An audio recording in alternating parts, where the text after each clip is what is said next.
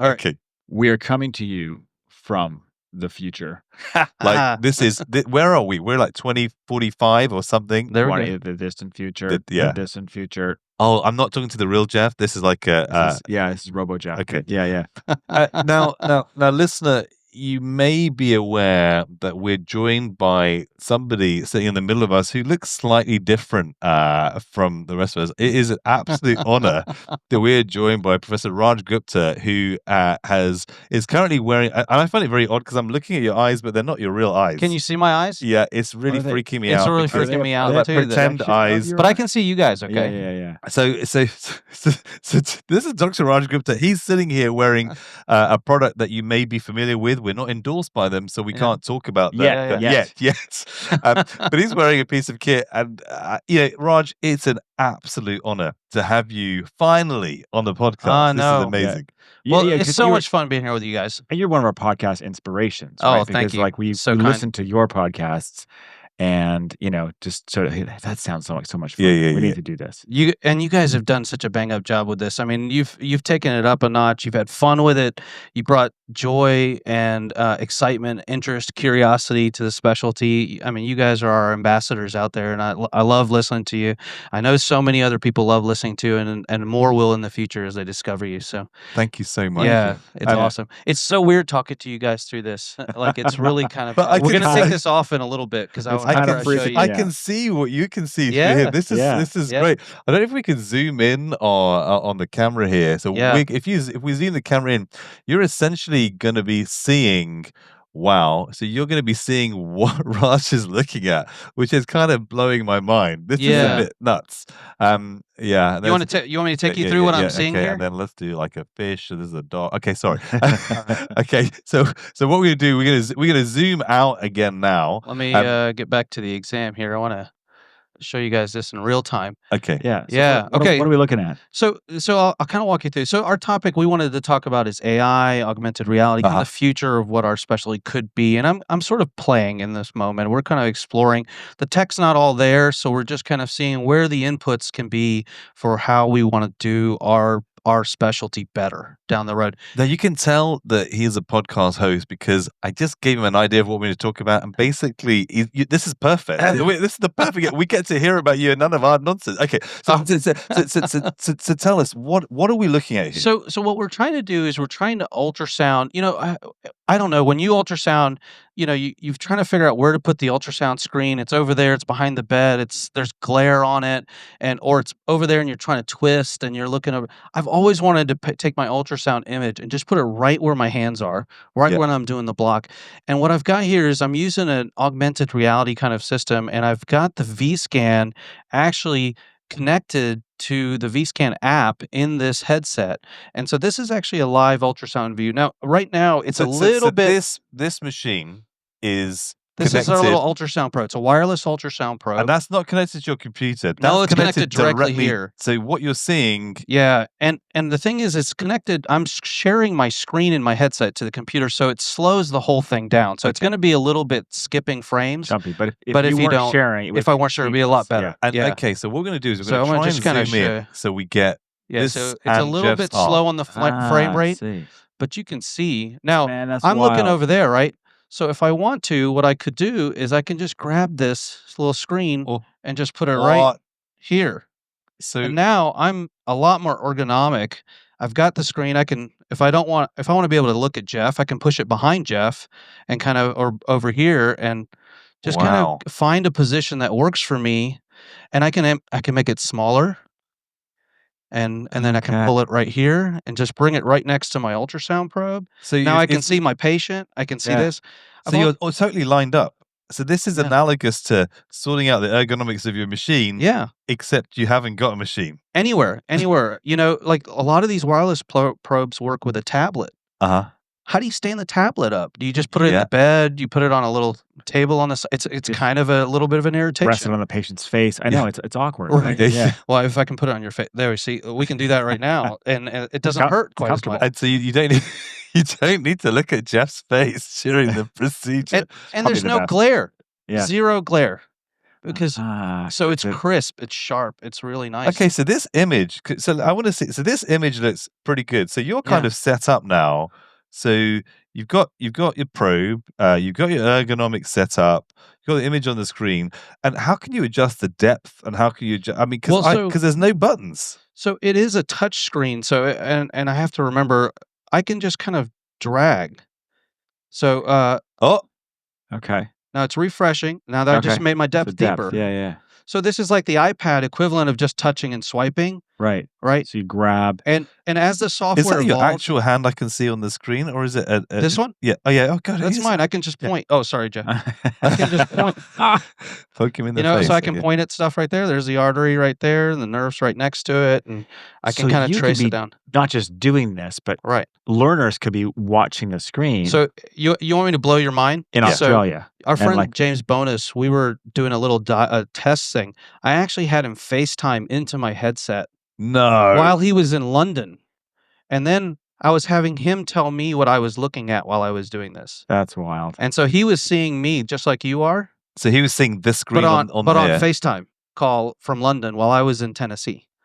And so he was able, and I was like, "Are you talking about this thing right here?" And he can see my hand point at the screen. Yeah. And he was like, "No, over to the left." I'm like, "This one over here? Yeah, that's the one."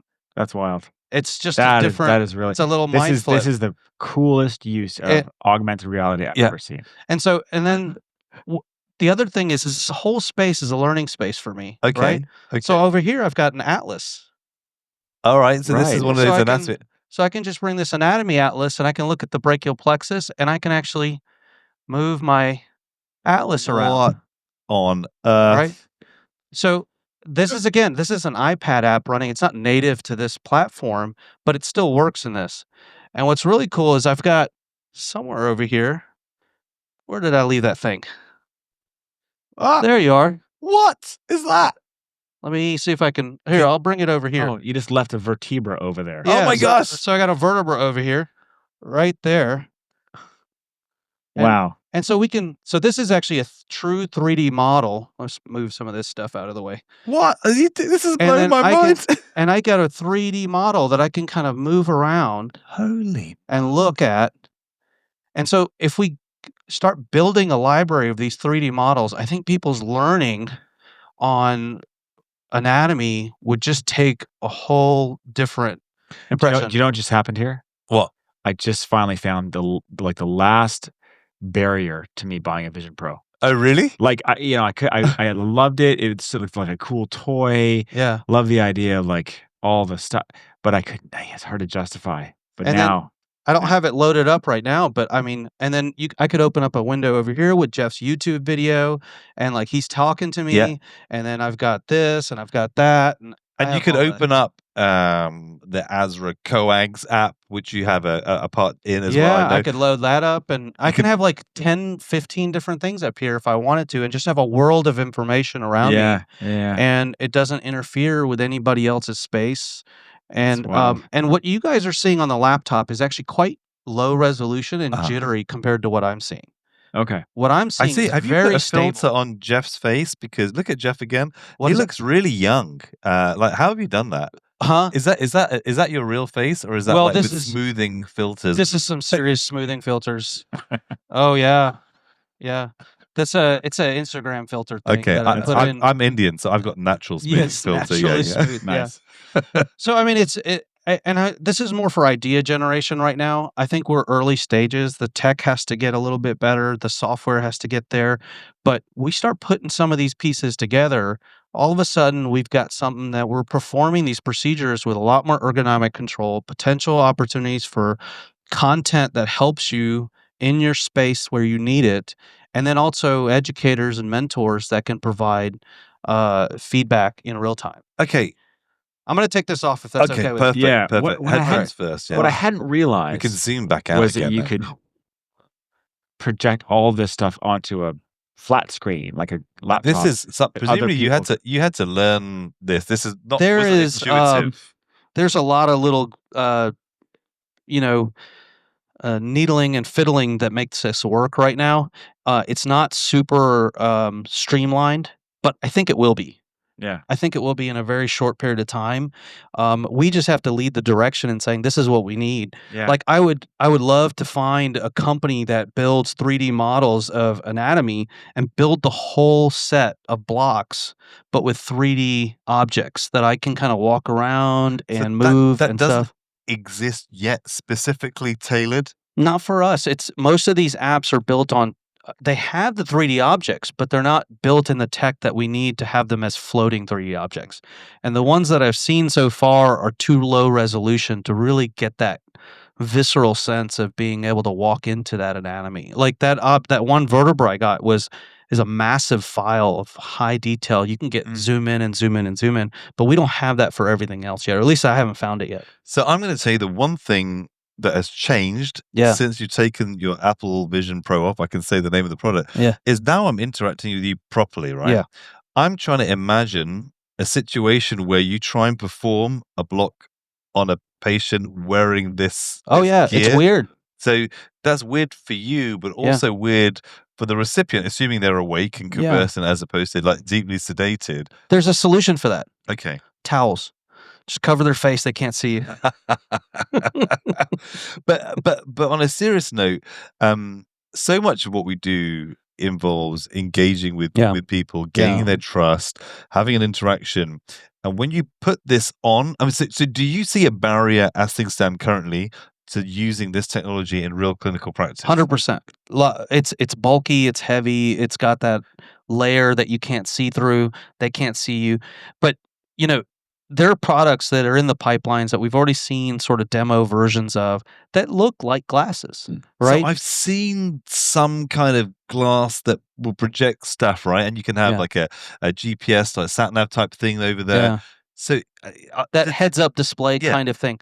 So somewhere there's a marriage of those low-resolution, kind of hazy heads-up displays and this high-fidelity, high-resolution interactive display in an ergonomically comfortable device. Like that's the 10-year time frame. In that 10-year time frame, I think that for a few $1,000s, we'll probably have a device that you can just slip on real quick, has the right connectivity to it, and then you can just pop in your nerve block. But we're not there yet. We're early days. Have you done a block with the VR? Yeah. That's cool. It's really cool, and it once you're in it, once you've got everything set up, it's fantastic.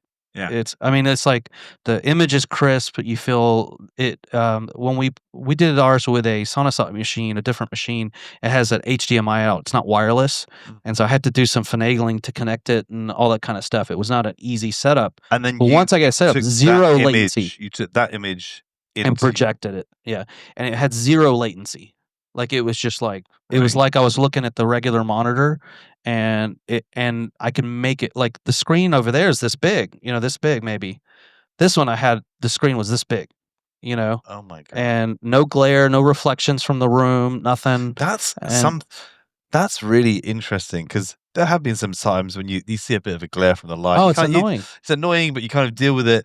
Just to have pure, clear, uninterrupted visual display wherever you want in a virtual space. It sounds very cool. So what I just want to clarify, you said when you were streaming your headset to the computer, we could see a bit of a lag. Yeah.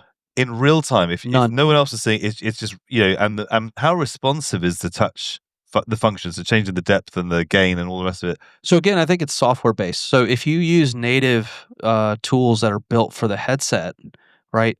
Those things feel almost tactile, like it's instantaneous. So the tools I was using weren't built for this. They're iPad apps. And so the touch controls were built for swiping and touching on a screen. So you're sort of simulating that. So it's not quite as intuitive as you would like it to be. Right. Okay. But like when I was moving that 3D model around, it's very natural, right? That feels very authentic and natural. Integrating, so again, we're early days. Some of these things haven't transitioned over. We haven't developed a device that's popular enough to invest in all this, but we should be leading that direction and saying, hey, this is what we need. This is the kind of stuff we would need. This is the barrier we have to cross so that we can make that viable. That's wild. I mean, I'm again, there's a few times during the recording of our podcast episodes at the ASRASpring25 meeting when I've kind of I've almost been speechless because I'm trying to process what the person said or what they're showing us. This is an example of where you can say, well, hold on. I'm now seeing this because we collaborated on a letter, right? Remotely, but I was never in the same room as you. Yeah. And now I'm seeing what you're doing, witnessing this. I think it's exciting. It's really exciting. I think I can see the educational component to it. I think but I'm trying to work out, what I love is the fact that you're able to get the virtual anatomy app and a 3D model and have the internet accessible and a YouTube video all in this space. I'm trying to work out how practically one would use that. Like I'll tell you how. I'm going to start supervising walks from home. I'm going to have my trainees have these on. I'm like, from an airplane. Part of the right. Yeah. From the beach. Wow. I finally saw somebody wearing one of these at the airport, and I asked my family. I said, "Do I now have permission to wear this on airplanes?" And they're like, "No, you still can't do it." Because you've seen people on an airplane sitting there watching It's something at the cinema. Oh, You it's can just magnificent. project this thing out. Yeah, there. watching movies on this is ridiculous. Oh my god! But it's a solo activity, right? It's a solo activity. There's a scene actually, like if you use the Disney app because it's Star Wars, right? Yeah. And you go to Disney all the time. You go to Star Wars World. There's a scene that you can watch a movie, but the environment around you is Tatooine, and you're sitting in a speeder. And like the whole screen is a movie theater in front of you, and you look back and there's like buildings like from Tatooine back there, and there's lights in the windows that are turning on and off and stuff. And there's like background sounds of like little breeze in the air and stuff, and you feel like you're sitting in a speeder watching this movie. It's like wild. a drive-through. It's very visceral. It's very visceral. Wow. Imagine the fun these people have making these. Yeah. Those kind of details, right? Like, let's make Tatooine. All right, I have to give you one other example. Okay. That is right up your alley. Okay. Both of you guys, and we're still good on time. We got 5 minutes. Okay. So yeah. So you guys are educators. You make YouTube videos, right? So I'm going to paint a picture for you. Imagine if you had a camera that did 180 degrees recording, but with 2 lenses, so it has depth. You set it up next to you while you're doing a demo for a technique, just like you're recording your YouTube video, but you're doing this demo. Now that's being recorded in an immersive 180 degree immersive 3D video. And the learner now watches by putting the headset on. Okay. And they literally feel like they're standing right next to you while you're teaching them. Yeah. And if you set up a couple of cameras, you can say, okay, come on in, come with me. And then look in close, and you go to the other camera, and they're literally, it feels like you're there. It's not that 3D like you get in the old cutout sort of, it feels like you're there. Like you can see the sense of depth as a continuous thing. Yeah. They have some demo videos on the headset that have those experiences. There's a lady doing like a tightrope walk over a canyon. I nearly. Have you seen this? Yeah, I did a demo at the Apple Store, and there was one on the beach that seemed like I felt like I was right there. Oh my! Tightrope one. You're like, really? There's one where you go to a farm. There's a nature preserve where they have rhinoceros in Africa, and the rhino is running up to you through the fence because it was going to get fed. And you kind of just jump back a little bit because it's not that, again, it's not the cutout kind. It feels like you're there. But it's hard. I agree. I could sense what you were trying to tell us a second ago. It is hard to impart how realistic it feels. People are like, yeah, immersive video. I get it. I mean, I'm there. No, you don't get it. It's until you put this thing on. It is, I know I sound like an Apple shill. But and I don't mean to pick on this headset. It's that level of technology that we're approaching, and it's going to be multiple companies doing this. Yeah. And as people creating content for education, the immersive nature of being able to be present next to an expert like you guys feels viscerally different than watching a YouTube video. Would be watching a demo like that would be so different. Yeah. Gosh. And the equipment's there now. You know, that's incredible. Oh, that's our next investment. Yeah. Like it's hot. It's only $15,000, but that's okay. That's all right. Is it? How much is the Black Magic just released a camera that does that at high resolution enough for this headset, and it's about $15,000. Okay. So, okay. So not quite there yet, but we're getting there. Yeah, we're getting there. Many to do a little bit harder work. Couple more podcasts. Yeah, exactly. Raj, I don't know what to say. You've absolutely got us excited, inspired. Such a cool demo, man. Yeah. And I hope that somebody kind of there are 2 or 3 dots connect in their head. Yep. And they go, I got it. I figured it out. Yeah. I know how to do that. Because it's not me trying to be proprietary. I want somebody to figure this out. Because I think this is the next wave of learning. Well, let's hope that we put this out there and it inspires somebody to create some content and do some work. Absolutely. Yeah, for sure. Yeah. Awesome, man. Thank you so much for joining us. Oh, one last thing. Oh, so before I forget, I did want to share you. So I have been working on some new research. So you guys do spinals and blocks, and one of the things we struggle with the most is like how to figure out sedation, and with propofol, ketamine, all that stuff. So you're fighting like either too sedated or they're too awake and they're miserable and stuff like that. Been there. So we have some unpublished data. We have a new technique for trying to keep people calm during the procedure, and it works beautifully. I just turn on Block It Like It's Hot, and they sleep like a baby. Unpublished, though. Unpublished. That was the joke. That was the joke. I didn't want to lose my time, man. Thank you very much. That was absolutely amazing.